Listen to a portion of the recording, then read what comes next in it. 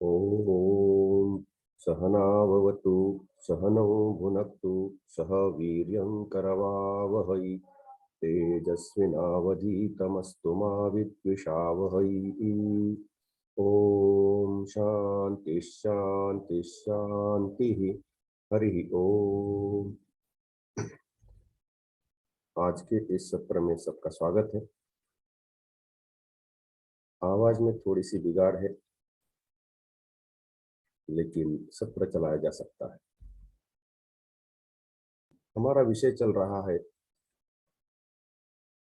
हिंदू धर्म के शास्त्र, उसके विभाजन का एक पारंपरिक पुराण सम्मत तरीका है। और जब हिंदू या संस्कृत भाषा पढ़ करके हिंदू धर्म ग्रंथों को देखते हैं, तो इस दृष्टि से जो क्लासिफिकेशन है वो हमारे सामने आता है। ग्रंथालयों में कई बार इस पद्धति का अवलंब करके ग्रंथों का विभाजन किया हुआ दिखाई देता है। कई बार पाठ्यक्रम को बनाते समय भी यह नामकरण सामने रखा जाता है, तो इसका आदर किया गया है और ये पारंपरिक नामकरण की पद्धति है। आजकल की जो पद्धति है मैथमेटिकल साइंसेस एंड ह्यूमैनिटीज, ऐसे दो बड़े विभाग करके ह्यूमैनिटीज के अंदर बाकी सभी विषय दे देंगे और विज्ञान के सभी विषय मैथमेटिकल साइंसेस के अंदर, या ऐसे और भी कुछ तरीके आमतौर पर इधर उधर चलते हैं। तो पारंपरिक अपना एक तरीका है और उस दृष्टि से शास्त्र कैसे विभक्त होते ये हम देख रहे हैं। कल का सत्र था हिंदुओं के जो धर्म ग्रंथ है उसमें वेद सबसे प्रधान है और वेदों के विषय में जो जानकारी हमें लेनी थी वो हमने संक्षेप से लेके रखी। आगे चल करके हम देखते हैं वेदों के अंग। थोड़ा सा स्क्रीन शेयर करके चलता हूं।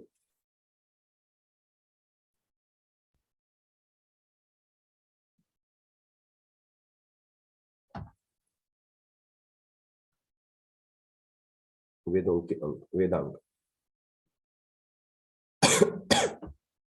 यहाँ पर 6 अंग है: शिक्षा, व्याकरण, निरुक्त, छंद, ज्योतिष और कल्प। अंग कहने से सामान्यतः यह मन में आता है कि जैसे हमारा शरीर है और इसके विविध अंग हैं, हाथ, पैर, नाक, कान आदि, ये उसके अंग है, अवयव है। यदि एक एक अंग या अवयव हटा लिया जाए तो शरीर कम होना शुरू हो जाएगा। तो क्या यह जो वेदांग है इस प्रकार से वेदों के अंग है? नहीं, यह वेदों के अंग ऐसे नहीं। मतलब शिक्षा, व्याकरण, निरुक्त, छंद, ज्योतिष और कल्प, इन 6 अंगों को मिलाकर वेद बना हुआ है। यदि एक एक अंग को हमने निकाल लिया तो वेद कम होता जाएगा, ऐसी स्थिति नहीं है। यहां पर अंग शब्द इस अर्थ में उपयोग नहीं हुआ है। अंग शब्द का यह व्यवहार हुआ है वेद को समझने के लिए तथा वेद की जो वैदिक क्रियाएं हैं उनको चलाने के लिए आवश्यक यह अंग होते हैं। तो हम इनका परिचय थोड़ा सा कर लेते हैं। जिनको वीडियो की आवश्यकता नहीं है वे कृपया अपना वीडियो बंद रखें।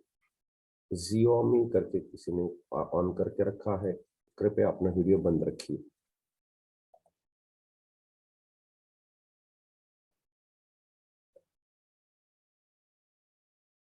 अब यहाँ पर एक पाणिनि शिक्षा, एक शिक्षा करके एक शास्त्र है, उसके अंदर एक श्लोक आता है।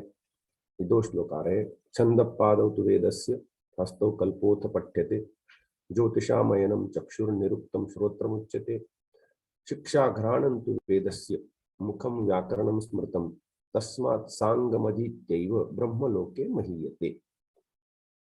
यहाँ पर वेद के यदि अंग है तो कौन सा अंग, कौन सा शास्त्र, कौन सा अंग है, इसका यहाँ पर एक तुलना बिठाई है कि ये जैसे छंदः पादौ तु वेदस्य, छंद शास्त्र जो है वह पैर जैसा है, कल्प शास्त्र हाथों के स्थान का हाथ, जैसे शरीर में हाथों का काम है, वैसे कल्प का वेदों के शरीर में स्थान है, ऐसा कह सकते हैं। ज्योतिष, जैसे हमारे शरीर में चक्षु अर्थात नेत्र है, उसका स्थान है, वैसे ज्योतिष शास्त्र का स्थान है वेदों के अंगों में।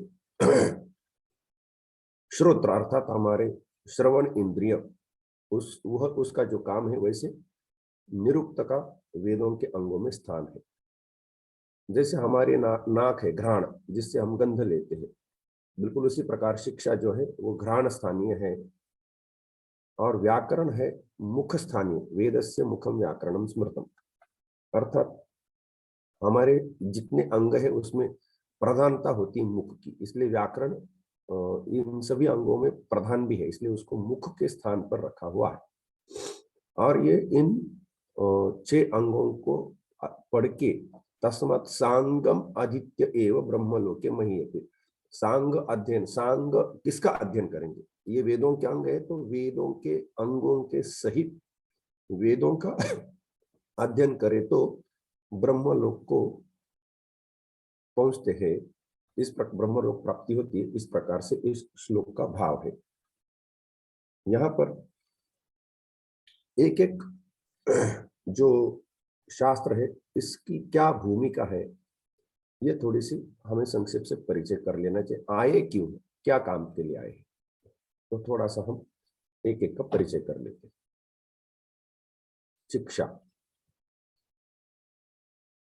ये पहले से स्पष्ट कर दिया। घ्राण अर्थात गंध लेना है तो नाक की आवश्यकता है। वेदों का जो कहना है उसका गंध लेना है तो शिक्षा की आवश्यकता, इस प्रकार से इसके पीछे भावना।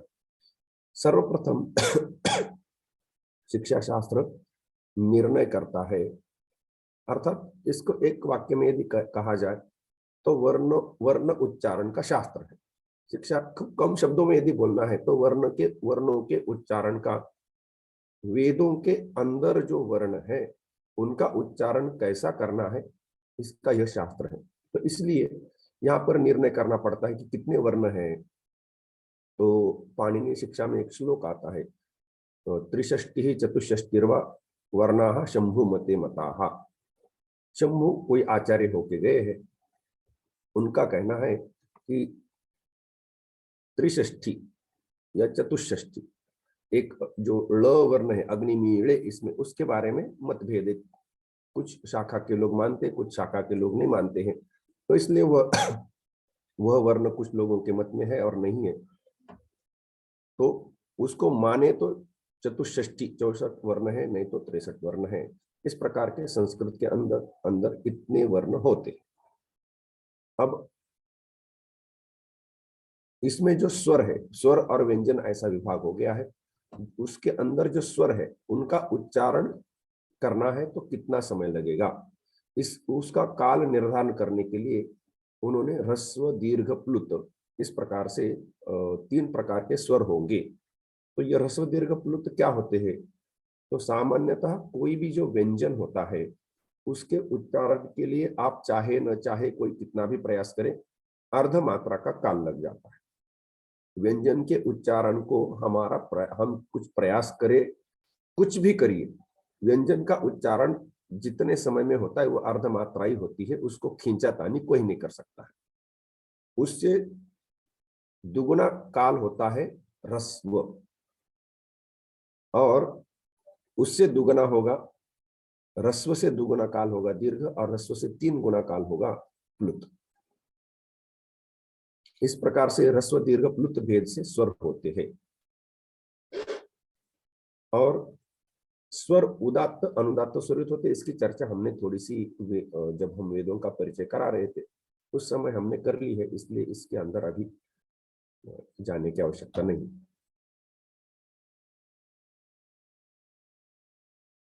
शिक्षा शास्त्र का कहना है कि आप सामान्यतः 3 समय वेदों का पाठ करते हैं।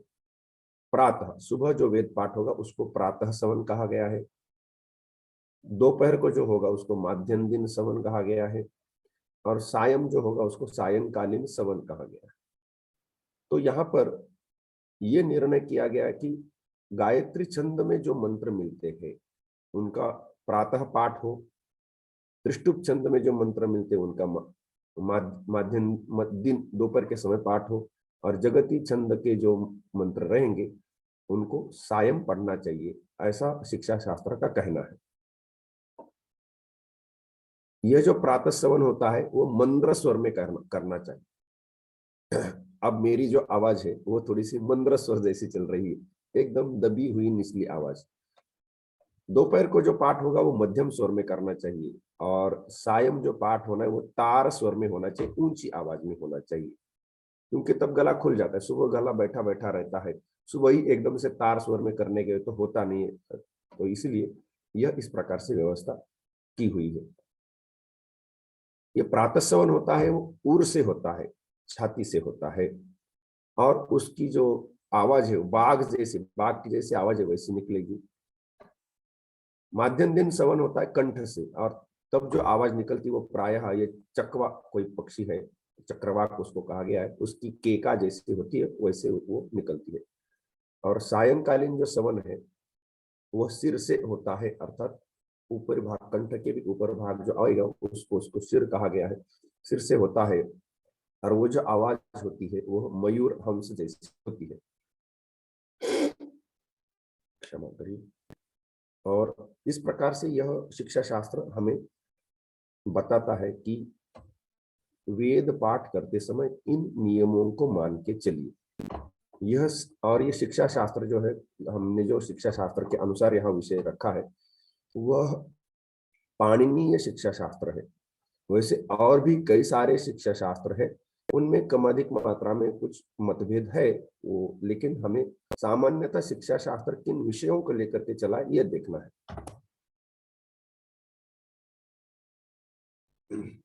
7 स्वरों की बात है, षड्ज, ऋषभ, गांधार, मध्यम, पंचम, धैवत, निषाद।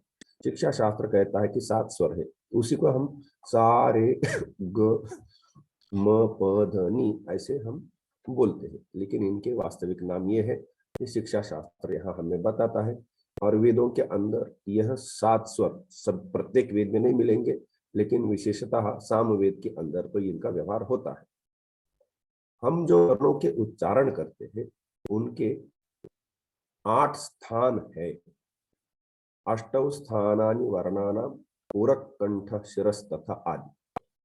तो यहाँ पर जो उच्चारण स्थान है उर अर्थात छाती, यहाँ से कुछ वर्णों का उच्चारण होता है, कंठ से होता है, शिर हमारे जो वायु नलिका है उससे जो ध्वनि ऊपर आती है तो वो कई ऊपर टकरा करके मुंह से आती है, तो इसलिए वह शिर कहा गया है। जिह्वा का मूल, जीभ जहां से आरंभ होती है, जिह्वा का मूल, वहां पर दांत, दंत, नाक, नासिका और दोनों ओठ, तालु, ये सब 8 उच्चारण के स्थान हैं। इन स्थानों से वर्णों का उच्चारण होता है। एवं वेद पाठ की 3 वृत्तियां लय बोली है, अर्थात वेद पढ़ाते समय विलंबित वृत्ति का अवलंब करना चाहिए। अर्थात जब वेद छात्रों को पढ़ाए जा रहे हैं, बटुकों को पढ़ाए जा रहे हैं, तब विलंबित वृत्ति अर्थात अग्निमीड़े पुरोहित, इस प्रकार से स्वर को जरा विलंबित, ताकि सामने वाले व्यक्ति को ठीक से समझ में आए। जब छात्र अपने स्वयं से स्वाध्याय करता है तब अग्निमीड़े पुरोहित यज्ञस्य देवं मृत्यु, इस प्रकार से करके वो द्रुत कर सकता है। लेकिन जब प्रयोग होना है, यज्ञ यागादि में वेदों का जब प्रयोग होगा तो ये जो मध्यम वृत्ति है उसका अवलंब करना चाहिए, न द्रुत न विलंबित। इस प्रकार से यह 3 वृत्तियां या 3 लय होती है, ऐसा शिक्षा शास्त्र हमें बताता है। तो इस प्रकार से यह शिक्षा शास्त्र का सारांश कि वर्णों के उच्चारण का शास्त्र, वेदों में जो वर्ण है उनका उच्चारण कैसा होना है, कौन से समय कौन से छंद में पाठ होना है आदि सारांश रूप से बोला गया। अर्थात शिक्षा शास्त्र वर्णों को लेकर के चला हुआ है और वर्णों का उच्चारण यह उसका प्रधान विषय है। शिक्षा शास्त्र ने जो वर्ण बताए हैं उनका बड़ी बारीकी से विचार किया, स्वरों को अलग कर दिया, व्यंजनों को अलग कर दिया, हर एक वर्ण का उच्चारण कहाँ से होता है उसके स्थान पता किए और उसके अंदर एक आभ्यंतर प्रयत्न, बाह्य प्रयत्न आदि कई सारे सूक्ष्म विषय है। तो एक सूक्ष्म विषय यहाँ मैं बता के आगे चलूंगा कि जैसे व्यंजन होते क ख ग घ ङ च छ ज झ ञ, ये वर्गीय व्यंजन कहे जाते हैं। हर एक वर्ग में 5-5 व्यंजन है। तो इनमें जो पहले दो व्यंजन है क ख या च छ, यह थोड़े से कठोर होते हैं और वो क ख ग घ ङ जो अंतिम 3 है वो मृदु मधुर होते हैं। आपको यदि काव्य बनाना है तो युद्ध का वर्णन है, कुछ ऐसा पौरुष जिसमें आता है, तो उस समय ये कठोर व्यंजन वाले शब्द निकाल निकाल करके काव्य में व्यवहार होने चाहिए। और जब मधुरता का, कोई प्रेम का, सौम्यता का ऐसा कोई वर्णन होना है तो वो अंतिम 3 वर्णों के वर्ण जिन शब्दों में अधिक है ऐसे शब्द ला करके काव्य की रचना होनी चाहिए। इतने बारीकी से उसको देखा गया है। तो यह शिक्षा शास्त्र इस प्रकार से चलता है।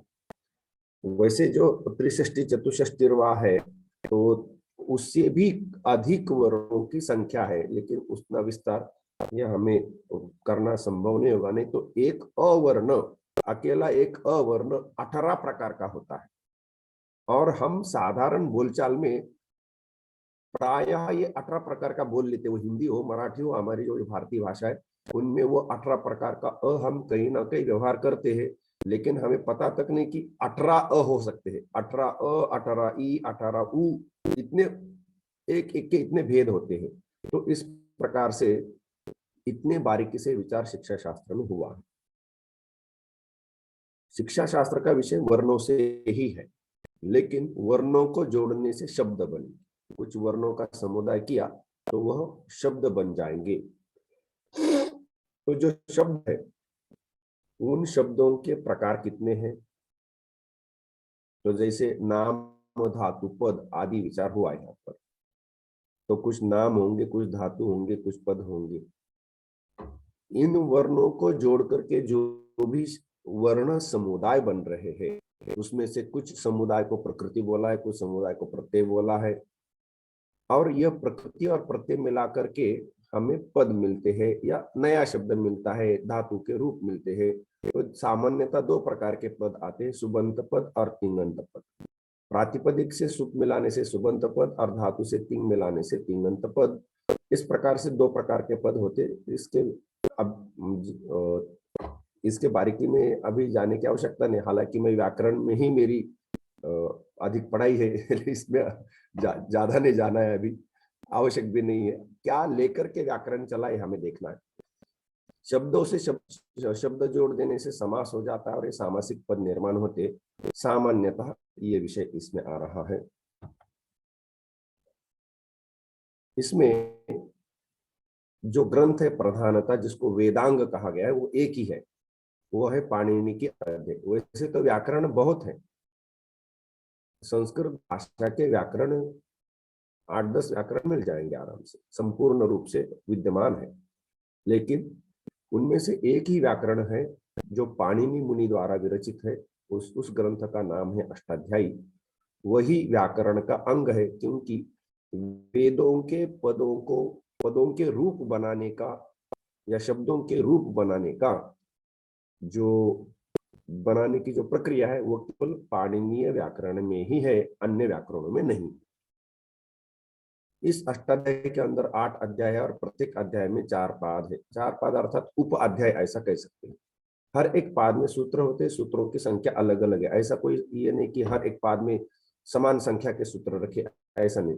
कभी कभी एक पाद में 30-40 सूत्र तो कभी कभी 100-200 पार कर जाते हैं। तो सूत्रों की संख्या अलग अलग आई। ये पाणिनि की अष्टाध्यायी। पाणिनि ने वस्तुतः व्याकरण को, पूरा व्याकरण ठीक करने के लिए 4 ग्रंथ लिखे हैं।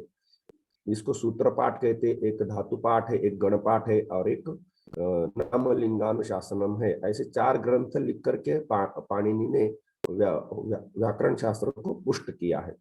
और एक होता है उणादि सूत्र करके, जो पाणिनि ने स्वयं ने लिखा है, पूर्वाचार्यों ने किसी ने लिखा था, 750 सूत्र है, तो वह एक जोड़ देने से ऐसे ये 5 ग्रंथ मिल करके ये व्याकरण होता है। इसमें जो एक कात्यायन करके आचार्य हुए, उन्होंने वार्तिक लिखा है। वार्तिक क्या होता है कि पाणिनि मुनि ने जो सूत्र लिखा है उसका क्या अर्थ होता है वो समझाना। उन्होंने बोलते समय कहीं पर ऐसा तो नहीं किया कि आपने बोल दिया है इसलिए हमें यहाँ समस्या हो रही है, अधिक बोल दिया, नहीं बोलते तो ठीक होता, तो उसको दुरुक्त कहा जाता है। ये वाला नहीं बोलते तो काम ठीक से चलता है, दुरुक्त। और यह बोलने का बच गया, ये तब बोल देते तो जरा सुविधा होती, ये काम, ये रूप बनाने में हमें कठिनाई हो रही है, आपने जितना बोला उसके द्वारा ये रूप बनते दिखते नहीं, लेकिन बनने तो चाहिए, तो इतना आपने और बोलना चाहिए था। इसको कहते हैं अनुक्त चिंता।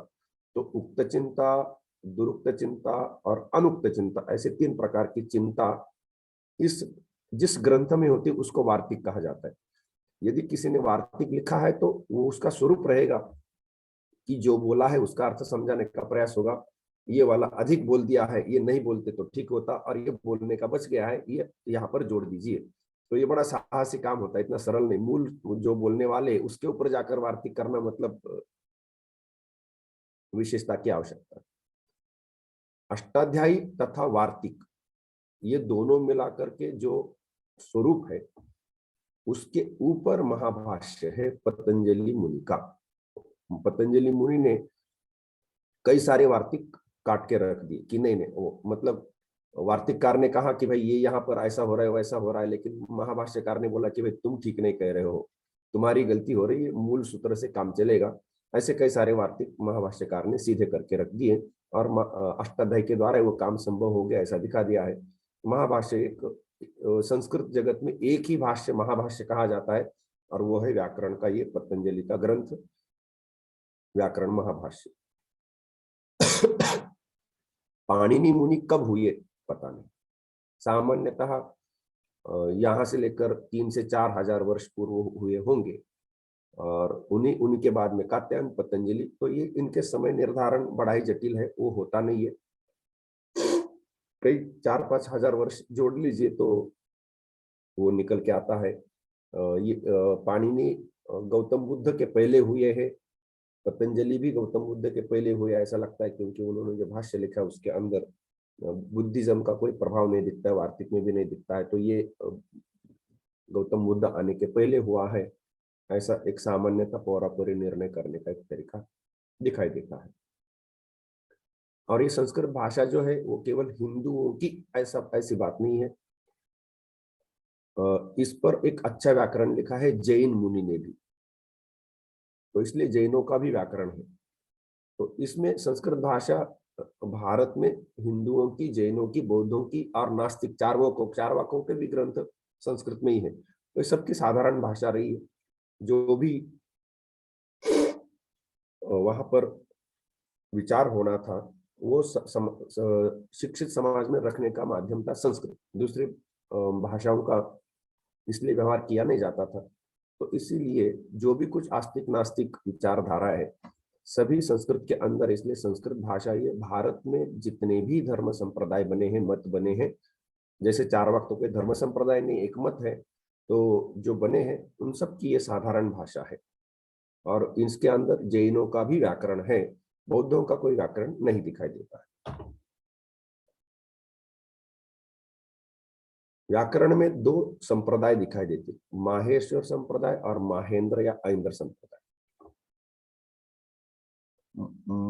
पाणिनि मुनि ने जो व्याकरण लिखा है, उन्होंने पहले कुछ तपस्या की, तपस्या के द्वारा उन्होंने शिव जी को, महेश्वर को प्रसन्न किया, और शिव जी ने डमरू बजाया और उस डमरू बजाने के कारण उनको 14 सूत्र पाणिनि को मिले। तो उनको माहेश्वर सूत्र कहा जाता है और उन सूत्रों को आधार करके पाणिनि ने व्याकरण लिखा है। और इसलिए पाणिनि का जो संप्रदाय है उसको माहेश्वर संप्रदाय कहा जाता है। महेश्वर से जो चला है वह माहेश्वर संप्रदाय। लेकिन पाणिनि पहले व्याकरण के आचार्य नहीं, पाणिनि के पूर्व कई सारे आचार्य, पाणिनि स्वयं अष्टाध्यायी में 8-9 आचार्यों का उल्लेख करते हैं, इतने वैयाकरणों का व्याकरणों का उल्लेख करते हैं। तो वह और पाणिनि को उल्लेख करके उनके मत का आदर करना पड़ रहा है।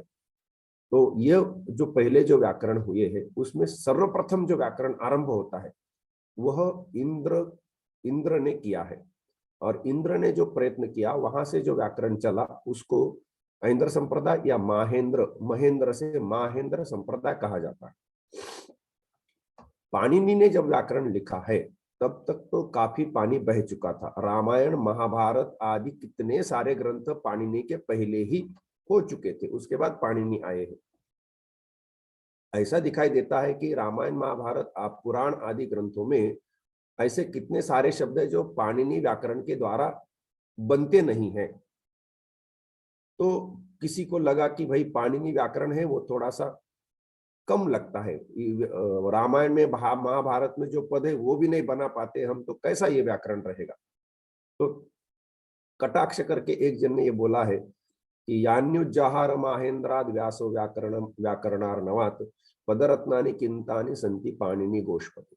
कहने का तात्पर्य है कि व्यासदेव ने महाभारत के समय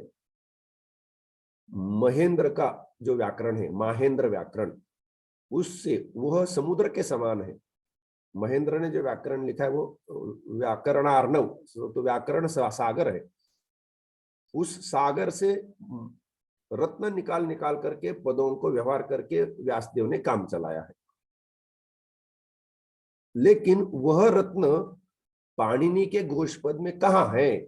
गोष्पद अर्थात एक गाय जब अपना पैर रखती है उसके खुर का जो मार्क होता है, उसमें बारिश गिरने से जो पानी आता है उसको गोष्पद कहा जाएगा, गोष्पद में जितना पानी हो। तो उस पाणिनि ने जो व्याकरण लिखा है वो गोष्पद के समान है। और माहेंद्र जो व्याकरण है वह सागर के समान है। और इस सागर में रत्न मिल सकते हैं, पाणिनि के गोष्पद में कहाँ रत्न मिलने वाले हैं।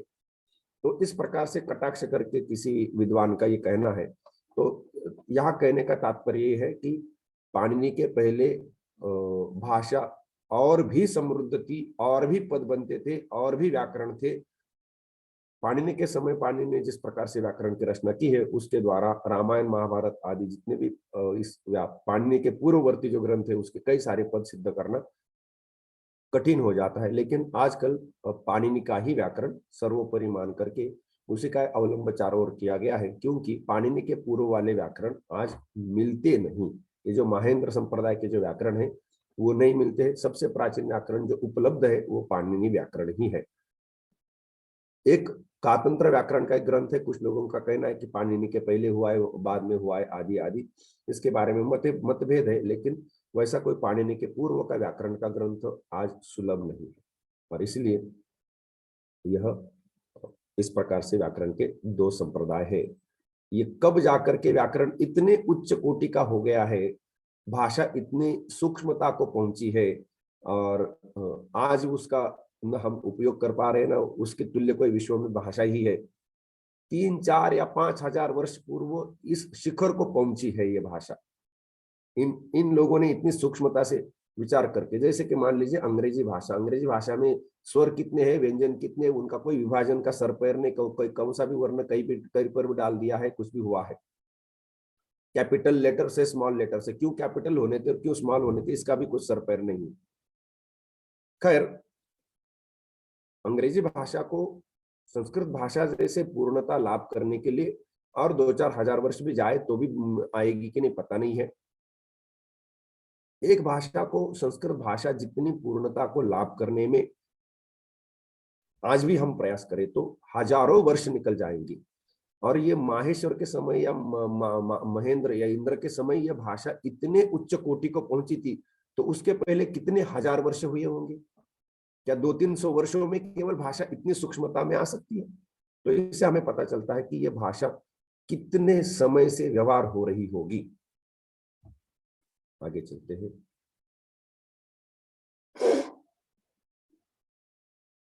निरुक्त। अब देखिए यहां तक जो विषय गया है उसके अनुसार वर्णों का उच्चारण और वर्णों को जोड़ करके शब्द बनते हैं, शब्दों के रूप कितने रूप होते हैं, कैसे रूप होते हैं, इसके बारे में व्याकरण ने चर्चा कर दी। लेकिन शब्द तो बना लिए, रूप तो बना लिए, उनका अर्थ क्या होता है, तो शब्दों के अर्थ तो पता हो तभी तो हम वेद पढ़ करके वेदों का अर्थ समझेंगे। क्योंकि वेद पढ़कर वेदों का अर्थ समझने की वेदों के अंदर कोई व्यवस्था नहीं है। आपको अचानक से अंग्रेजी में लिखा हुआ फिजिक्स का ग्रंथ पकड़वा दिया और आपने अंग्रेजी नहीं पढ़ी है, तो फिजिक्स के ग्रंथ में अंग्रेजी समझिए, वर्णमाला समझिए और उसके बाद फिजिक्स पढ़ी, ऐसी कोई व्यवस्था नहीं मिलेगी उस ग्रंथ में। वैसे वेदों के अंदर वेद समझने के लिए व्यवस्था नहीं है, इसलिए यह व्यवस्था लगाई गई है। इस व्यवस्था का अवलंबन करके आप वेदों को समझ सकते हैं। तो यहाँ पर हमें अभी शब्दों के रूप हो गए, तो शब्दों के अर्थ क्या हो गए, तो यहाँ पर एक निघंटु करके ग्रंथ बना है, वह वैदिक शब्दों का संग्रह है, डिक्शनरी ऑफ वैदिक वर्ड्स। उसमें 3 कांड है।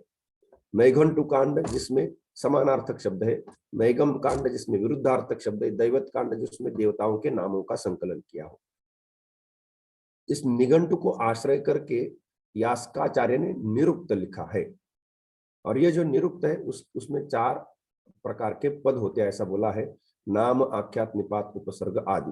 तो यह जो निरुक्त है यह इसका और वर्णन करता है, वेदों के शब्दों के अर्थ बताते हैं। ये केवल निघंटु केवल शब्दों का संग्रह है, अर्थ के बारे में चर्चा नहीं। समानार्थक शब्द इकट्ठे कर दिए हैं, लेकिन शब्दों के अर्थ क्या होने हैं वह यहाँ पर यास्काचार्य उस पर बोलते हैं। तो इस प्रकार से निघंटु और निरुक्त मिलकर के यह शास्त्र बना हुआ है, लेकिन उसको निरुक्त ऐसा ही नाम दिया गया है। अब तक हमें यह पता चलता है कि वेदों को समझने के लिए या वेदों का उच्चारण करने के लिए शिक्षा शास्त्र आवश्यक है। वेदों के शब्दों के या धातुओं के कैसे रूप होते वह समझने के लिए हमें व्याकरण की आवश्यकता है। वैदिक शब्दों के क्या क्या अर्थ होते वह समझने के लिए हमें निरुक्त की आवश्यकता है। तो व्याकरण और डिक्शनरी और प्रोनाउंसिएशन की ऐसे साथ में कर लिए तो ये 3 शास्त्र हो जाते हैं। इनको पढ़ने से वेदों को पढ़ना संभव होगा, वेदों के अर्थ समझना संभव होगा। अब आते हैं छंद। छंद का इसके पहले भी जब हमने इस शिक्षा शास्त्र देखा तो उसमें जैसे बोला था कि प्रातः अमुक छंद में, मध्याह्न में अमुक छंद में, सायं अमुक छंद में पाठ होना चाहिए, या अमुक छंद के जो मंत्र है उन मंत्रों का उच्चारण करना चाहिए। तो छंद कितने हैं आखिर ये तो पता होना चाहिए, कौन सा मंत्र किस छंद में ये तो पता होना चाहिए। तो इसका निर्णय करने के लिए शास्त्र की आवश्यकता है, इसलिए ये छंद शास्त्र आया हुआ है। और ये छंद शास्त्र वेद के पैर के जैसा है, जैसे व्यक्ति पैर से चलता है वैसे छंद से वेद के उच्चारण चलता है। एक ही शास्त्र है जो पिंगल का छंद सूत्र है। पिंगल एक ऋषि हुए, उन्होंने छंद सूत्र लिखा है। उसमें जैसे कि एक ऐसे वचन आएंगे कि ब्राह्मण ने गायत्री से पाठ करना है, क्षत्रिय ने त्रिष्टुप से, वैश्य ने जगती से। तो इन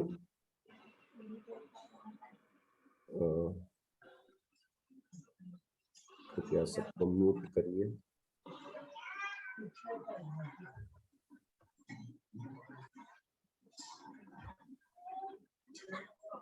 कृपया अपने आप को म्यूट रखिए।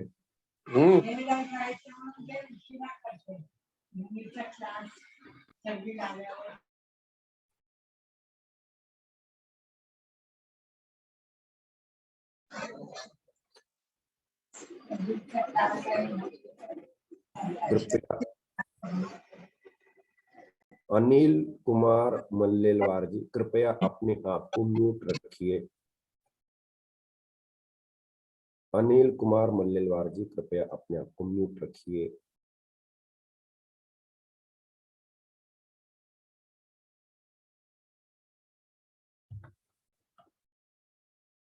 छंद शास्त्र है। तो इस वर्ण के व्यक्ति ने इस छंद में जो मंत्र है उनका पाठ करना है, ऐसा भी विधान दिखाई देता है। तो इससे यह कहने का तात्पर्य यह है कि वेदों के मंत्रों के छंद होते हैं और उस छंदों के अनुसार अलग अलग वर्णों के व्यक्तियों ने या अलग अलग समय में पाठ होना चाहिए।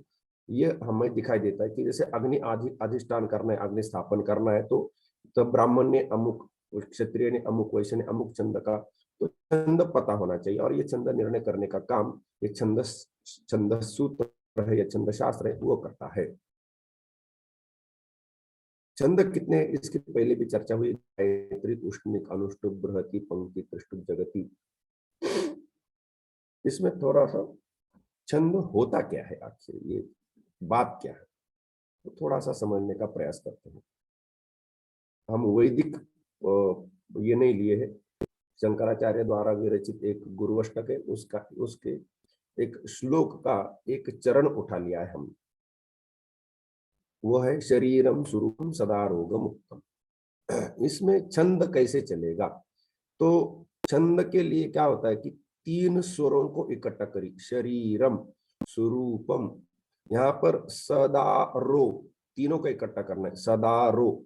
यद्यपि पढ़ने में सदा रोग मुक्त ऐसा जाता है, लेकिन छंद शास्त्र ऐसा नहीं चलता है। छंद शास्त्र कहता है वो इधर का उधर का कुछ भी हो, तीनों को इकट्ठा कर लो। ग मुक्तम ऐसा इधर अलग कर लो, तो 3-3 के ग्रुप करने हैं। उसके बाद हर एक जो शब्द का जो ये स्वर है, स्वर व्यंजन मिलाकर के यहाँ एक स्वर है श अ, तो ये जो अ है वह लघु है या गुरु है, इसका निर्णय करो।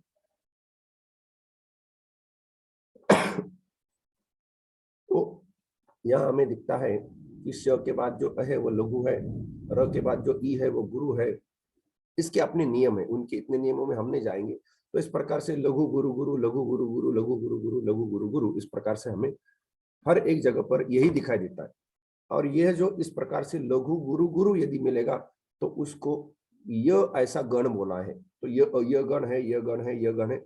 तो यह दिखाई देता है कि इस चरण में यह गण के, ये जैसे कि 12 स्वरों का है, तो 12 स्वर इसमें होने चाहिए और हर 3 में यह गण ही होना चाहिए।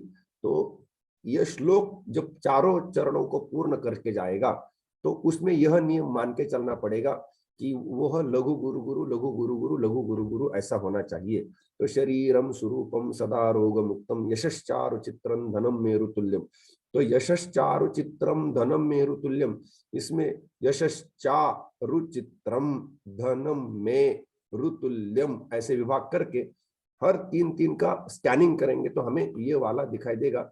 इतने बारीकी से वह श्लोकों की रचना करनी पड़ती है, तब जाकर के वो छंदोबद्ध होता है। तो सामान्यतः छंद कहने से ये छंद है क्या, ये थोड़ा सा यहां से दिखाना था। तो इस प्रकार से छंद चलता है। अब बात ऐसी हुई कि ठीक है, हमने वेदों का उच्चारण सीख लिया, वेदों के विविध जो पद होते हैं उनके विविध जो रूप है वो हमने कैसे करना है व्याकरण के द्वारा हमने पता कर लिए।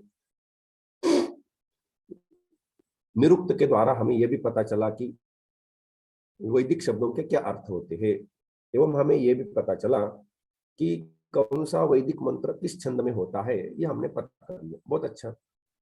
अब वेद किस लिए आए हैं हमें पता चलता है कि वेदों का कहना है कि आप अमुक समय में अमुक कार्य करिए, अमुक विधि करिए। जैसे यहाँ पर एक वचन है, वसंते ब्राह्मणोऽग्निमादधीत, ग्रीष्मे राजन्य आदधीत, शरदि वैश्य आदधीत।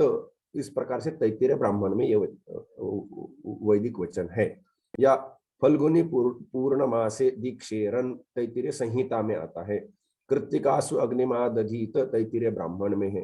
तो यहाँ एक विषय आता है कि वसंत ऋतु में, ग्रीष्म ऋतु में, शरद ऋतु में, या फल्गुन ये जो नक्षत्र है, या पूर्णमास जो कुछ है, या कृत्तिका जो नक्षत्र है, इनमें तो ये है क्या चीजें, वेदों ने तो बोल दिया है, ये कैसे समझेंगे कि वसंत क्या है। तो इनका निर्णय करना चाहिए, इसीलिए काल निर्णय का शास्त्र आया है, ज्योतिष शास्त्र काल निर्णय का। तो यह वेदों का प्रयोग करना है तो इन वाक्यों का अर्थ समझना होगा। तो इन वाक्यों का अर्थ समझने के लिए वसंत, ग्रीष्म, शरद, अमुक अमुक नक्षत्र आदि जो कुछ है इनको तो समझना ही होगा। इनको समझे भी ना तो काम नहीं बनेगा, और इसीलिए एक विशिष्ट शास्त्र ही बना दिया गया जो कि ज्योतिष शास्त्र है। ज्योतिष शास्त्र की यहाँ पर एक विशेषता मैं कहना चाहूंगा, जो यहाँ इन्होंने बोली है उसको थोड़ा सा आपका ध्यान आकृष्ट करना चाहूंगा। ज्योतिष शास्त्र वेद के नेत्र के तुल्य कहा गया है, अर्थात हमारा जो शरीर है या हम है, नेत्र न हो तो अंधे हैं, कहां जाए दिशाहीन। तो ज्योतिष के अभाव में वैदिक क्रियाएं दिशाहीन हो जाती है, इतना महत्व है, सब अंधकार हो जाएगा, इतना इसका ज्योतिष शास्त्र का महत्व है। कब करना है वैदिक अनुष्ठान, कब करना है, इसका निर्णय ज्योतिष शास्त्र के द्वारा होगा। आगे चलते हैं।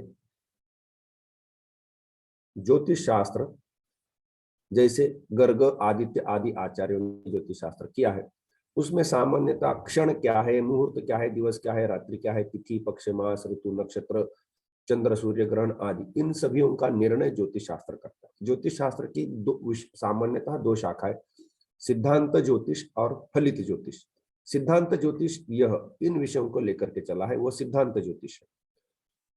ग्रह तारा नक्षत्र आदि उनकी स्थिति, उनके काल, उनके अनुसार जो भी कुछ है उनका निर्णय करना, वह इसका विषय है सिद्धांत ज्योतिष का। और उस ग्रह स्थिति में या नक्षत्र स्थिति में या लग्न में, अमुक ग्रह स्थिति को लग्न कहा जाता है, अमुक लग्न में अमुक व्यक्ति का जन्म हुआ तो उसका क्या क्या प्रभाव उस व्यक्ति पर होना है, यह जो आगे का विषय बताना है। और उसका यदि कोई गलत उसको कुछ भोगना पड़ेगा तो उसके लिए समाधान भी बताना है, वो फलित ज्योतिष में चला जाता है। अमुक ग्रह स्थिति में कोई जातक है या कोई क्रिया हो रही या कुछ हो रहा है तो उसके बारे में जो निर्णय करने, तो फलित ज्योतिष का विषय हो जाता है। काल निर्णय का मोटे तौर पर जो विषय है वो सिद्धांत ज्योतिष के अंदर आ जाता है। और सामान्यतः सिद्धांत ज्योतिषी वेदांग है, फलित ज्योतिष उससे आगे बढ़ा है। कल्प, अब तक हमने ये देखा कि वेदों का उच्चारण शिक्षा के द्वारा, वैदिक शब्दों के जो विविध रूप है वो व्याकरण के द्वारा, और निरुक्त के द्वारा हमने वैदिक शब्दों के क्या अर्थ होते ये भी पता कर लिए। छंद, कौन सा मंत्र कौन से छंद में है, क्योंकि अमुक वर्ण के व्यक्ति ने अमुक छंद में छंद से अग्नि आधान करना है आदि, तो वो भी पता कर लिए। कौन से समय वैदिक कर्म करने हैं यह भी पता चला। तो उस समय वैदिक कर्म करने बैठे तो बैठे या खड़े रहे, क्या करें, उसकी प्रक्रिया क्या है, किस क्रम से, तो ये जो विधि है उसकी समग्र विस्तार से प्रक्रिया होनी चाहिए। तो एक कोई याग होगा, उसके अंदर कितने प्रकार के लोग अंश ग्रहण कर सकते हैं, भाग ग्रहण कर सकते हैं। तो यहाँ पर बोला है कि 4 प्रकार के ऋत्विक, हम जिनको पुजारी या अर्चक कहते हैं, वैदिक प्रक्रिया में उनको ऋत्विक कहा गया है। तो ये 4 प्रकार के ऋत्विक है। तो वो होता, ऋग्वेद के जो पंडित होंगे, ऋग्वेद के जो ज्ञाता होंगे, तो वो लोग है यहाँ पर, उनको होता कहा गया। यजुर्वेद के लोग होंगे तो वो अध्वर्यु है, सामवेद के लोग उद्गाता है, और अथर्ववेद का जो व्यक्ति होगा उसको ब्रह्मा कहा गया है। इनके बारे में जो भी उनके कर्म बताने हैं उनको आश्वलायन शांखायन आदि आचार्यों ने काम किया है, या बौधायन अपस्तंभ कात्यायन आदि अध्वर्यु के, या अर्थात यजुर्वेद के जो अध्वर्यु शाखा के उनके जो कर्म है, अध्वर्यु का जो काम है वो बताने के लिए शास्त्र इन लोगों ने, वो बौधायन आपस्तंभ कात्यायन आदियों ने किया है। उद्गाता के जो कर्म है, औद्गात्र इस प्रकार से वो शब्द हो जाते, तो वो लाट्यायन राह्यायन आदियों ने किया है। ब्रह्मा के जो कर्म है वैतान सूत्र में बोले गए। इस प्रकार से किसने क्या कर्म करना है, कैसे करना है, उसकी विस्तार से जानकारी कल्प सूत्र में, कल्पों में दी गई है। पूजा पद्धति या यज्ञ पद्धति का विवरण कल्प में आता है। इसमें 2 प्रकार के सूत्र दिखाई देते हैं, श्रौत और स्मार्त। सामान्यतः स्मार्त ये कल्प का अंग नहीं है, लेकिन उससे जुड़ा है इसलिए यहाँ पर लाया है। श्रौत ही, हमें तो श्रुति से मतलब है यहाँ पर आप आता था, इसलिए श्रौत ही। तो वैदिक कर्म विधि के लिए श्रौत सूत्र आए हैं। स्मार्त तो स्मृति के द्वारा बताए गए कर्म विधि के लिए। उसमें शुल्ब सूत्र है, इसका विषय है यज्ञ वेदी का निर्माण। इतनी लंबी होनी चाहिए, इतनी चौड़ी होनी चाहिए, कुंड का निर्माण, यज्ञशाला का निर्माण, ये जो है इसकी नापतोल। तो यह जो शुल्ब सूत्र, यही से आगे चल करके हमारी जो जो ज्यामिति या ज्योमेट्री जो बनी है, वह इधर से आगे विकास हुआ है। इन लोगों ने सोच समझ करके, जैसे कि वहां एक ये बोला गया है कि एक वृत्ताकार यज्ञ कुंड करना चाहिए और एक चतुष्कोणाकार यज्ञ कुंड करना चाहिए, लेकिन दोनों का क्षेत्रफल समान हो। अब वो कैसे ठीक करना है कि कैसे समान होगा? तो केवल चतुष्कोण नहीं है, अलग अलग आकृतियां बना के बोल के रखे, तो हर एक की नापतोल तो होनी चाहिए, तभी तो ठीक ठीक से समान क्षेत्रफल की होंगी, समान एरिया की होंगी। तो इसके लिए उन्होंने जो भी उसका जो व्यास हो या त्रिज्या हो या उसका परिधि हो, जो कुछ निर्णय करने, क्षेत्रफल निकालने के लिए वो निकाल लिए और उसके गणित ठीक किए, और इसी से आगे चल करके जो गणित शास्त्र का विकास हुआ है, इसका मूल यहाँ पर मिलता है।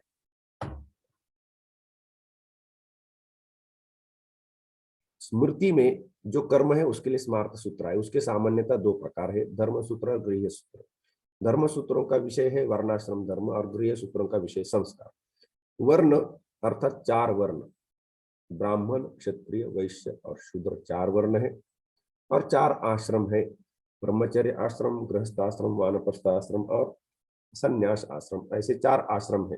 तो एक ब्राह्मण व्यक्ति ब्रह्मचर्य आश्रम में है, गृहस्थ आश्रम में है, वानप्रस्थ आश्रम में है या संन्यास आश्रम में है, उस आश्रम में उसने क्या करना है, इसका जो विधान है या उसकी जो जो कुछ बारीकी से बोलना है, वह धर्म सूत्रों ने बोला है। हिंदू धर्म किसी व्यक्ति को कॉपी करके नहीं चलता है। हम वचन को लेकर के चलते हैं, पेक्यूलियर बेंट ऑफ माइंड, पहले भी बोला, हम किसी व्यक्ति को कॉपी नहीं करते हैं। बाद में थोड़ा बहुत हुआ है, पुराणों ने और इन लोगों ने क्या किया कि चलो भगवान राम ने यहाँ पर अस्थि विसर्जन की थी, तो चलो वहां पर अस्थि विसर्जन करते, या इन्होंने ऐसा किया तो चलो चलो वैसा करते। तो व्यक्ति को कॉपी करने का कहीं ना कहीं आरंभ कर दिया। लेकिन व्यक्ति को कॉपी करने वाला हिंदू धर्म नहीं, वो क्या करता है, यदि करना संभव है, अच्छा है और सम्मत है तो करिए, लेकिन व्यक्ति नहीं हो तो कॉपी करने की कोई आवश्यकता नहीं है। व्यक्ति के बिना हमारा कुछ बिगड़ता नहीं है। हमारे तो यहाँ पर सूत्रकार या शास्त्रकारों ने सभी चीजें बोल के रखी, या किसी एक व्यक्ति का उल्लेख नहीं करेंगे, ये शास्त्रों में किसी व्यक्ति को लाने की कोई आवश्यकता नहीं है। लेकिन ब्राह्मण का या क्षत्रिय का, वैश्य का, जो जो वर्णाश्रम धर्म है वो वहां पर बोला गया है, वह यदि किसी व्यक्ति में दिखाई देता है तो उनको देख करके आप थोड़ा सा व्यवहार समझ लीजिए, ये वचन है, उनका आचरण है, और किसी व्यक्ति के आचरण से मिला करके, जो आचरण में शुद्ध है उनके आचरण से मिला करके देखिए। इस प्रकार से एक विचार वेदों में है, वो कोई कठिनाई नहीं है, क्योंकि यह थ्योरेटिकल बोला है, प्रैक्टिकल थोड़ा सा कोई करते हुए दिखना चाहिए तो उससे सुविधा होती, तो ठीक है, उसकी भी व्यवस्था उन्होंने की है। लेकिन यहाँ किसी भी व्यक्ति का उल्लेख वर्णन नहीं है। पुराणों का काम है, पुराण क्या करेगा, ये वाले विषय भी लाएगा और व्यक्ति ने कैसे जीवन में लगा, ये दोनों दिखा के निकल जाएगा, ये पुराण सामान्यता करता है। लेकिन जो कल्प है या धर्मशास्त्र है वो इसको नहीं करता है। और ये गृह्य सूत्र है, वो लेकर के चला है संस्कारों को। संस्कार कितने हैं, सामान्यता प्रसिद्धि से कहते हैं कि 16 संस्कार है, ऐसी कोई बात नहीं, 40-42 भी संस्कार है, लेकिन मोटे तौर पर अभी 16 संस्कार होते हैं ऐसा बोला है। लेकिन इतने सब संस्कार है, अलग अलग स्मृतियों के अनुसार अलग अलग संस्कार है। और निषेक आदि स्मशानांत, अर्थात गर्भाधान से लेकर के स्मशान तक संस्कार बोले गए हैं, तो इतने सभी संस्कार है। तो यह व्यवस्था, धर्म व्यवस्था यहाँ पर खड़ी की है। अब ये भी ध्यान में रखना चाहिए कि ये सभी जो व्यवस्था है ये सामान्यतः पूर्व मीमांसकों के प्रभाव में बनी है, ये भी ध्यान में रखना चाहिए। उत्तर मीमांसकों के प्रभाव में नहीं बनी, इसको बनाने वाले पूर्व मीमांसक थे। और क्योंकि ये जो वर्णाश्रम धर्म ये जो चलते हैं, यह मीमांसकों के अनुसार जीवन यापन करिए, आपको स्वर्ग जाने के लिए मार्ग प्रशस्त होगा, यह दिखाने के लिए है। और यदि आपको मोक्ष धर्म को अवलंब करना है तो आपको आपका वर्ण, उसके अनुसार जो वर्णाभिमान है वह छोड़कर के बाहर निकलना पड़ेगा। क्योंकि शंकराचार्य केनोपनिषद के भाष्य में कहते हैं कि जिस व्यक्ति को अभिमान है कि मैं ब्राह्मण हूं, मैं काना हूं, मैं अंधा हूं, जो कुछ है अपने शरीर को लेकर के मैं हूं, मैं अमुक वर्ण का हूं, ऐसा अभिमान है, वह वेदांत का अधिकारी नहीं बनता है। वो कर्म में अधिकारी है, वो कर्म करे और वो हिंडोला चलाते रहे। जिसका ये अभिमान छोड़ने की भावना है, कम से कम छूट तो नहीं जाएगा आसानी से, छोड़ने की भावना है, तो वह उत्तर मीमांसा मोक्ष मार्ग के लिए योग्य है। क्योंकि मीमांसा, उत्तर मीमांसा या वेदांत क्या कहता है कि भाई आप ये शरीर ही नहीं हो, अब ये शरीर नहीं है, तो इससे जुड़ी जो वर्ण व्यवस्था है इसका अभिमान लेकर के कहां हम मरेंगे। तो इसीलिए इसका अभिमान छोड़ने का प्रयास करो, लेकिन उस जिस वर्ण में जन्म ग्रहण किया है उसके अनुसार आचरण करके अपना मार्ग आगे बढ़ाओ। इस प्रकार से ये बताने का तात्पर्य यह है कि यह सभी व्यवस्था जो है वह पूर्व मीमांसकों के अनुकूल रची गई है, उत्तर मीमांसा के अनुकूल नहीं रची गई है। उत्तर मीमांसा को इसके अंदर परिवर्तन करके चलना पड़ता है। जैसे भगवान कृष्ण अर्जुन को उपदेश देते हैं कि हाँ चलो, तुम्हारा तो क्षत्रिय होने के कारण तुम्हारा युद्ध करना कर्तव्य है, लेकिन वह तो वर्णाश्रम धर्म के अनुसार उपस्थित हुआ है। मैं तुम्हें अभी ऐसा उपदेश देता हूं कि वही चीजें करो, लेकिन तुम मोक्ष मार्ग के लिए कैसे निकल जाओगे उसका जो टेक्निक है वह गीता में भगवान अर्जुन को समझाते हैं। तो वह जो टेक्निक है वह अध्यात्म शास्त्र में आता है। वो यहाँ पर इन शास्त्रों में इतने विस्तार से या बारीकी से या उस उद्देश्य से नहीं लाया गया है। एकदम नहीं है ऐसी बात नहीं है, लेकिन इनकी प्रधान जो दिशा है वह है पूर्व मीमांसा या प्रवृत्ति मार्ग। एक वेदांगों को संक्षेप से यहाँ पर रखा गया है कि शिक्षा, व्याकरण, निरुक्त, छंद, ज्योतिष और कल्प, ये 6 वेदांग है। उनके प्रणेता, शिक्षा कई सारी, अज्ञात कहने से ये कहेंगे कि हम कई सारे हैं, तो इसीलिए जैसे पाणिनि शिक्षा, लेकिन पाणिनि के मत का अनुसरण करके लिखी गई शिक्षा है, पाणिनि लिखी हुई शिक्षा नहीं है, तो इसलिए अज्ञात लिख दिया गया है। इसके 5 खंड होते, पाणिनि अष्टाध्यायी लिखे 8 अध्याय होते, यास्क का निरुक्त 14 अध्याय है, पिंगल का छंदस 8 अध्याय है, आदि आदि। इस प्रकार से एक साधारण रूप से यहाँ पर विषय रखा गया है। वर्ण उच्चारण, शब्दों के रूप, वैदिक शब्दों के अर्थ, वैदिक मंत्रों के छंद, और कब याग करना है, क्या करना है उसका काल निर्णय, और कोई भी याग, यज्ञ, याग आदि कर्म है वो किस क्रम से करे, किसने क्या काम करना चाहिए, उसका विस्तार से वर्णन कल्प में आया है। इस प्रकार से ये वेदांग जो है वह पढ़ने के बाद ही वेदों को ठीक से समझा जा सकता है। इसलिए सांगम आदित्यैव ब्रह्मलोके महीयते, ये जो बोला है, सांग अध्ययन करना पड़ता है। सांग और उपांग भी, सांगोपांग अध्ययन करना पड़ता है। अभी तो वेद तो समझ में आ गए, इसके द्वारा वेदों का अर्थ लगने लगा, वेदों ने ये बोला है, लेकिन उसको सिस्टमेटाइज करने की बड़ी आवश्यकता बनती है। आगे चलते हैं। उपवेद, समय कम है लेकिन हम कम से कम उपवेद को आज देख लेते हैं। उपवेद, वेदों, हर एक वेद से जुड़ा हुआ एक उपवेद है। आयुर्वेद जो है वो ऋग्वेद से जुड़ा है, धनुर्वेद जो है वह यजुर्वेद से जुड़ा है, गांधर्व वेद, गांधर्व अर्थात गंधर्व कहने से गाना आदि समझ में आता है, तो ये सामवेद से जुड़ा है, और अर्थवेद अथर्व वेद से जुड़ा हुआ है। ऐसे 4 वेदों से जुड़े हुए 4 उपवेद है। इसमें इनके विषय क्या है थोड़ा सा परिचय कर लेते हैं। आयुर्वेद, आयुर्वेद का विषय यह है कि रोग क्या है, रोग के कारण क्या है, रोगों का निवारण कैसे किया जाता है, आरोग्य की प्राप्ति कैसी होगी, और रोग न होने देना, ये सामान्यतः विषयों मोटे तौर पर है। इसके लिए जो उपाय योजनाएं, उपचार है, वो औषधि है, चिकित्सा है, शल्य क्रिया, मंत्र आदि विविध प्रकार से ये आयुर्वेद इन विषयों को हाथ लगाता है। आयुर्वेद के 8 अंग है। काय चिकित्सा, कौमार भृत्य या बाल चिकित्सा, ग्रह चिकित्सा या भूत विद्या, ऊर्ध्वांग चिकित्सा या शालाक्य चिकित्सा, शल्य चिकित्सा, दंष्ट्र चिकित्सा, जरा चिकित्सा या वृष चिकित्सा या वाजीकरण। क्या है ये, थोड़ा सा इतने से विस्तार में हमें नहीं जाना है।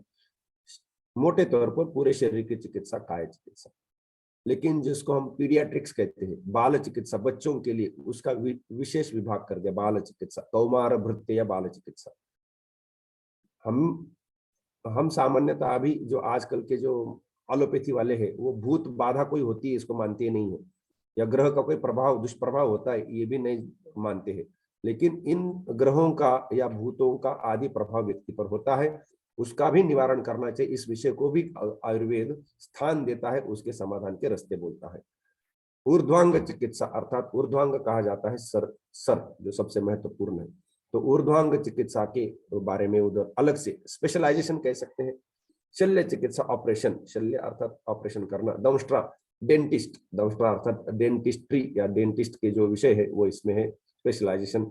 जरा चिकित्सा वार्धक्य, तो जरा चिकित्सा का यहाँ पर विषय है। वृष चिकित्सा या वाजीकरण अर्थात ये हमारे जो सीमेंट प्रोडक्शन है इससे जुड़ा हुआ विषय है और ये उसको भी विशेष रूप से ध्यान दिया गया है। आयुर्वेद के आचार्य ब्रह्मा, प्रजापति, 2 अश्विनी कुमार, इंद्र, धन्वंतरी, भरद्वाज, आत्रेय, अग्निवेश, चरक, सुश्रुत, वाग्भट आदि आचार्य हुए हैं। पूर्व आचार्यों के मतों को लेकर के चरक, सुश्रुत, वाग्भट इनके ग्रंथ हमें मिलते हैं, इनके ग्रंथ उपलब्ध है। पूर्वाचार्यों के सीधे ग्रंथ कितने उपलब्ध है ये प्रश्न बनता है। तो इन्हीं के मतों को आगे लेकर के ये चले हुए हैं। तो ये मोटे तौर पर वेदों के आचार्य। एक वेद आयुर्वेद के अंदर काम शास्त्र भी आता है। सुश्रुत में विशेष करके काम शास्त्र को वाजीकरण कहा है, स्थान दिया है। आयुर्वेद में काम शास्त्र क्या काम कर रहा है, जैसे वात्स्यायन ने काम शास्त्र लिखा है, इसका तात्पर्य क्या है, क्यों इसको लाया है कि उन्होंने कहा कि काम शास्त्र लैंगिक भोग आप बिना शास्त्र के भी कर सकते हैं, करते हैं, पशुओं में भी प्रवृत्ति दिखती है, तो उससे आपात सुख होता है, लेकिन हम उसको शास्त्र लगा करके भी भोग लेने का प्रयास करें तो भी अंततोगत्वा दुख ही होता है। और इसीलिए काम में या लैंगिक भोगों में न उलझ करके वैराग्य का जीवन यापन करना चाहिए। कितना भी टेक्निक या तंत्र लगा करके आप भोग भोगने का प्रयास करिए, आप उससे नहीं बच सकते, दुख होता ही है। और इसीलिए आपको वैराग्य का जीवन अवलंब करना चाहिए, ये काम शास्त्र का तात्पर्य है। लेकिन अंतिम पंक्ति को शायद लोग विस्मरण कर जाते हैं। तो तात्पर्य क्या है, इसलिए इस शास्त्र को सामने लाया है क्योंकि वो सबसे प्रभावी एक भावना है पशुओं में, मनुष्यों में। तो उसको एक शास्त्र ने हाथ लगाना ही चाहिए और उसको शास्त्रीय आकार देकर के उससे बाहर निकलने का क्या रास्ता है वो बताना चाहिए, और इसलिए इस शास्त्र को यहाँ पर लाया गया है। धनुर्वेद, धनुर्वेद है यजुर्वेद से जुड़ा हुआ। युद्ध आदि द्वारा प्रजा रक्षा इसका काम है। दोषी को दंड देना, चोर डकैतों से प्रजा की रक्षा करना आदि इसके काम है। धनुर्वेद के प्रधान आचार्य ब्रह्मदेव, प्रजापति, विश्वामित्र आदि इसके आचार्य हैं। धनुर्वेद में 4 पाद है, दीक्षापाद, संग्रहपाद, सिद्धिपाद, प्रयोगपाद। और इसमें हम कुछ कुछ पादों का थोड़ा सा एक क्या क्या विषय लेकर के चल रहे हैं। प्रथम पाद धनु अर्थात आयुध का लक्षण बोला गया है। यह कौन सा आयुध किसने धारण करना है, किसने व्यवहार करना है, उसका अधिकारी कौन है, उसका निरूपण कर दिया गया है। आयुध के प्रकार कितने हैं, तो उन्होंने इस प्रकार से प्रकार कर दिए, मुक्त, अमुक्त, मुक्ता मुक्त और यंत्र मुक्त। तो मुक्त अर्थात जो फेंक कर मारा जाता है, जैसे चक्र है फेंक कर मारा जाए, मुक्त। अमुक्त हाथ में रख करके चलाना पड़ेगा, वो है तलवार। मुक्ता मुक्त हाथ में रख करके भी आप व्यवहार कर सकते, फेंक कर भी कर सकते, जैसे शल्य। या यंत्र मुक्त, हाथ में यंत्र है उसके ऊपर लगा करके आप छोड़ते हैं तो यंत्र मुक्त, वो है बाण, ये है यंत्र मुक्त। मुक्त जो होता है उसको अस्त्र कहा जाता है, अमुक्त होता है उसको शस्त्र कहा जाता है। तो इसकी भी यहाँ पर परिभाषा है, शस्त्र किसको कहते हैं और अस्त्र किसे कहते हैं।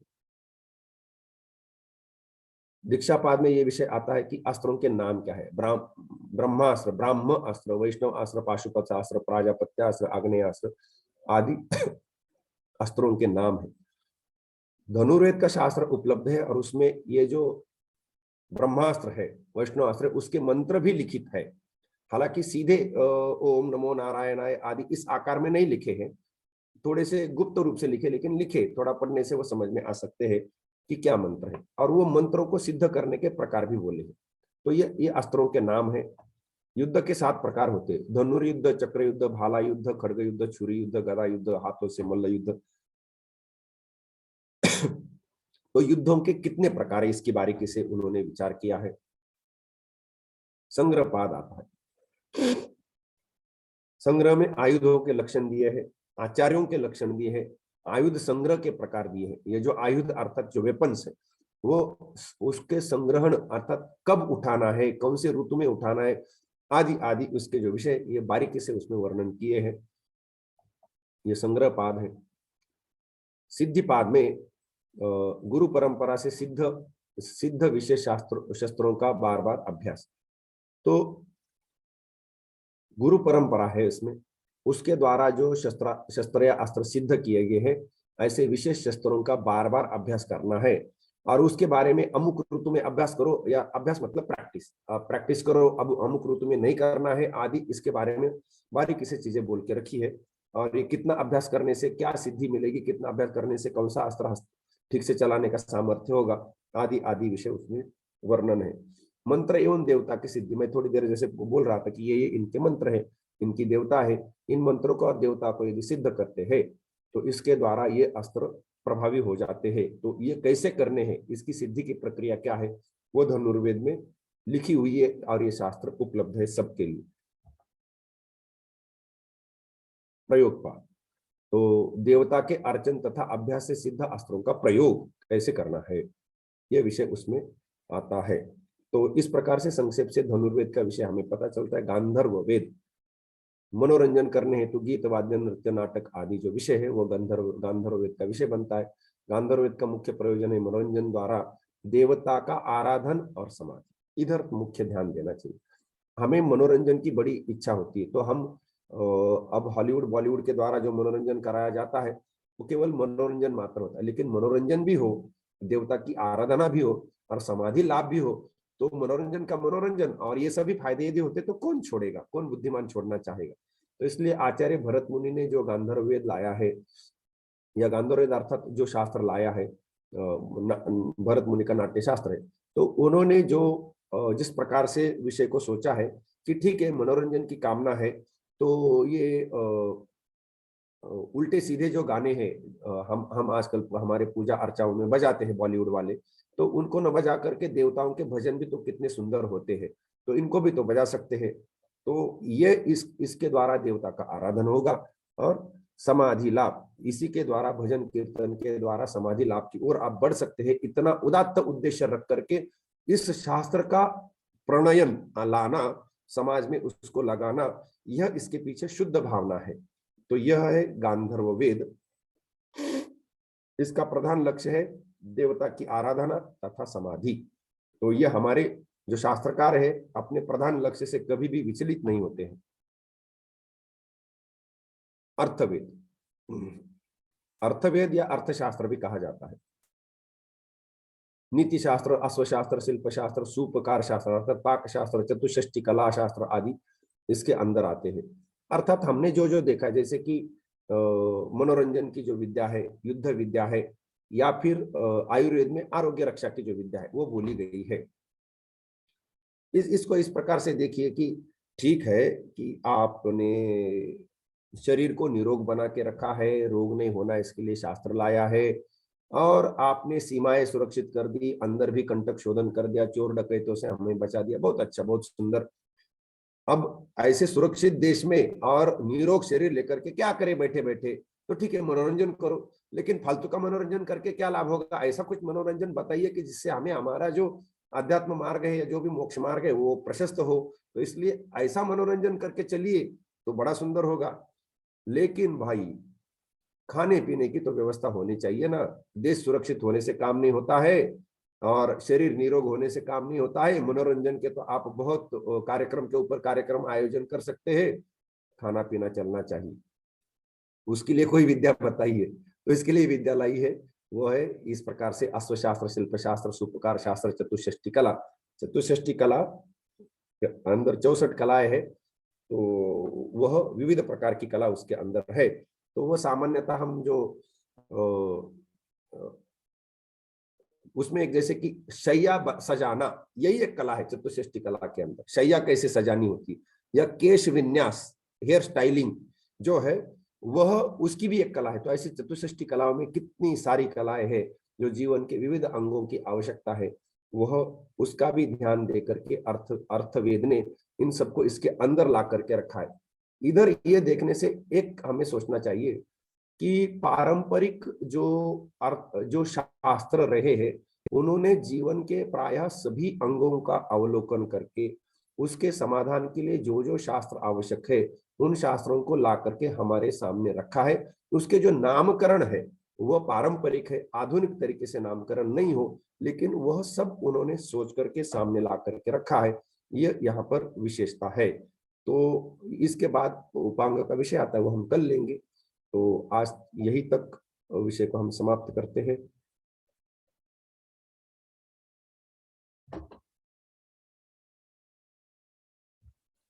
कोई प्रश्न हो तो अवश्य पूछिए।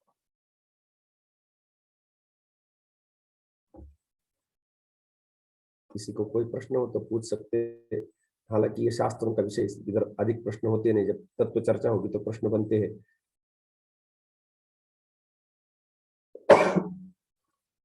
क्षमा करिए, आज जुकाम के कारण आवाज थोड़ी सी गई बीती है।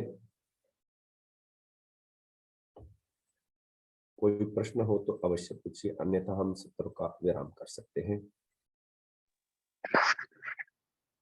प्रश्न है स्वामी जी, मैं टाइप कर लूंगा।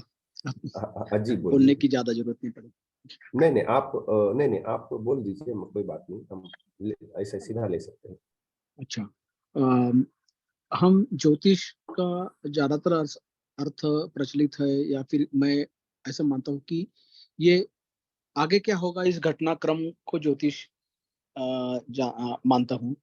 तो ज्योतिष का पूरा मतलब क्या है कि पूरे वर्तमान की गणना और निसर्ग चक्र, ऐसा कुछ इसके एक बारे है, में थोड़ा सा बताइए। एक मुख्य विषय यह है कि कालगणना।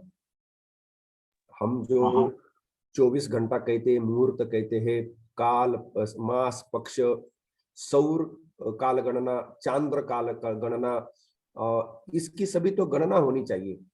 हाँ हाँ। ये मुख्य विषय बनता है। इसके लिए चंद्र के गति का अवलोकन करना है कि किस गति से चलता है, 28 दिन में चलता है कि 28.5 दिन में चलता है, वो 24 घंटे में पूरा अपना चक्र कंप्लीट करता है कि 24.5 घंटों में करता है। ये सभी जो बारीकी से निरीक्षण है, ये करके काल गणना करना, ये प्रधान विषय है। काल गणना करने के बाद वही जैसे वहां बोला कि वसंत ऋतु में अमुक अमुक कर्म करिए, या इस समय ऐसा करिए, तो वो समय पता हो तब तो विधि कर सकते हैं। तो समय पता होना है, वो एक अंग हो गया। यहां से आगे चल करके एक विषय जो बना, जो फलित ज्योतिष में चला गया, कि अमुक ग्रह लग्न में किसी व्यक्ति का जन्म होता है। वो जन्म होता है, जिसको कहते हैं जातक।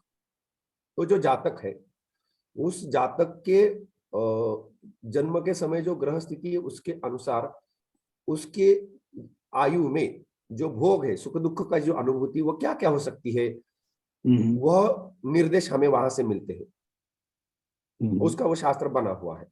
अब जो ग्रह है, वह ग्रह वस्तुतः दोषी नहीं है, लेकिन हमारे पूर्व कर्मफल ही इसके कारण है। केवल उस ग्रह स्थिति में उसने कर्मफल ने जन्म ग्रहण कराया। ग्रह इंडिकेटर है, ग्रहों का विचारों का कोई दोष नहीं है, वो इंडिकेटर मात्र है। तो इसी को लेकर के यदि किसी को कोई समस्या उपस्थित होती, कोई दुख का प्रसंग उपस्थित होता है, तो उसके लिए मंत्र, पूजा, अर्चा, दान आदि जो कर्म है, जिसके द्वारा यह समाधान हो सकता है, यह विधान देना। तो जातक के जीवन की समस्याएं और उसका निवारण करने के लिए विधान, यह ज्योतिष शास्त्र का बड़ा विषय बना, जिसको हम फलित ज्योतिष में ले गए हैं। आगे चल करके हस्त सामुद्रिक या ये शरीर के जो अंग अवयव होते हैं, इसको देख करके भी ऐसे कितने सारे आगे चल करके बने हुए हैं। लेकिन प्रधानता ये जो विचार है कि अमुक ग्रह स्थिति के अनुसार इसके जीवन में क्या प्रभाव हो सकता है और उसके अलग अलग समाधान क्या हो सकते हैं, यह बताना फलित ज्योतिष का विषय है। ऐसे दो प्रधान विभाग है। धन्यवाद स्वामी जी। इसमें इन्होंने काल गणना करते समय एक विशेषता है, ये इतनी बड़ी विशेषता है कि जैसे कि हम जानते हैं कि सूर्य जो है वो ग्रहमाला का, हमारे ग्रहमाला का केंद्र है। और जैसे हम विज्ञान में पढ़ते हैं कि एक्स वाई कोऑर्डिनेट का 0 0 ओरिजिन होता है।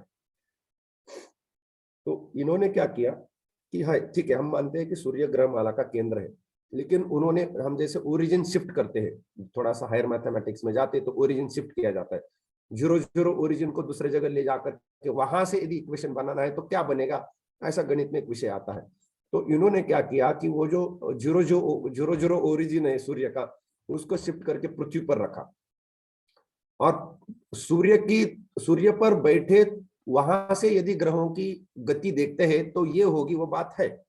लेकिन पृथ्वी पर बैठ करके ग्रहों की क्या गति होगी, ये ओरिजिन शिफ्ट करके उन्होंने ढूंढ निकाला, इतना बारीकी से ओरिजिन शिफ्ट करके।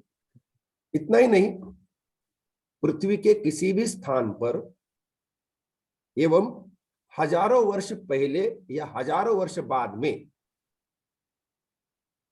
क्या ग्रह स्थिति होगी, जैसे कि मान लीजिए जब ज्योतिष शास्त्र हुआ है 2-4 हजार वर्ष पहले, तो आज हम जहां बैठे हैं, आप जहां बैठे, हम जहां बैठे, वहां पर क्या ग्रह स्थिति होगी, ये बोलने का उनका सामर्थ्य है। ये बड़ा कठिन है। अद्भुत है। आज यहाँ बैठ करके आपकी ग्रह स्थिति क्या होगी 2-4 हजार वर्ष पूर्व या बाद में, पृथ्वी के किसी भी स्थान पर, यह वो एक गांव का पंडित कुछ समीकरण बना करके आपको बना करके बोल देगा। ये कितना इसको इतने संक्षेप में लाना कितना कठिन है, ये वो करके गए हैं। ये तो थोड़ा सा मैथमेटिकल है, आप सबको कंप्यूटर आए उसमें डाल करके आप कर ही सकते हैं, कोई बात नहीं। लेकिन हजारों वर्ष पहले, हजारों वर्ष बाद अमुक शिशु का जन्म होता है, तो उस पर उन ग्रहों का क्या प्रभाव होगा, यह उन्होंने बोला। ठीक है, ग्रहों का प्रभाव होता है, तो दूर करने के लिए भी उपाय बोल दिए।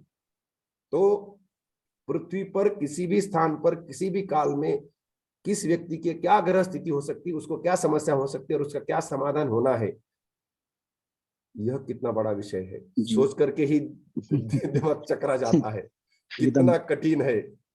तो यह उन्होंने किया है, इतना काम हो चुका है, लेकिन इसके बावजूद पिछले 1.5-2 हजार वर्ष से इस शास्त्र में विशेष प्रगति नहीं हुई, रुक गया है, उसके पहले हो चुकी है ये सब। खैर, ये ज्योतिष का ये ऐसा विषय है। जी ठीक है जी, आज तो वैसे कोई विशेष प्रश्न नहीं, हम यही पर इसका विराम करते हैं। सबको शुभ रात्रि, नमस्ते।